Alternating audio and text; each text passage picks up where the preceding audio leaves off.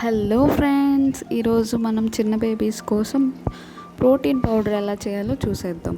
దానికోసం ముందుగా వేరుశనగ గుండ్లు ఇంకా బాదం పప్పులు వీటిని డ్రై రోస్ట్ చేసుకోవాలి. వాటిని అట్లా కొంచెం ఫ్రై చేశాక మిక్సీలో వేసుకోవాలి. మిక్సీలో వేసుకొని పౌడర్ చేసేసుకోవడమే. స్వీట్నెస్ కోసం మనం ఇక్కడ షుగర్ కానీ బెల్లం కానీ యూస్ చేయట్లేదు, డేట్స్ వాడుతున్నాము. అవి వాడితే కొంచెం స్వీట్గా ఉంటుంది కాబట్టి హెల్దీ పౌడర్ రెడీ అవుతుంది. మనం దాంతో లడ్డు కట్టుకున్నా బాగుంటుంది, లేదంటే పౌడర్ని పాలల్లో కలిపి కూడా ఇవ్వచ్చు.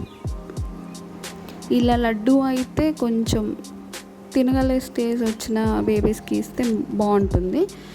అట్లా కాదు అంటే ఇంకా ఫైన్ పౌడర్ చేసేసుకొని మనం పాలల్లో కలిపి ఇచ్చేయచ్చు. నేను ఇక్కడ కొంచెం కచ్చా పచ్చాగా వేసానండి. పంటికి తగులుతూ ఉంటే వాళ్ళకు కూడా టేస్ట్ అర్థమైంది కదా, అందుకని నేను ఫైన్ పౌడర్ చేయలేదు.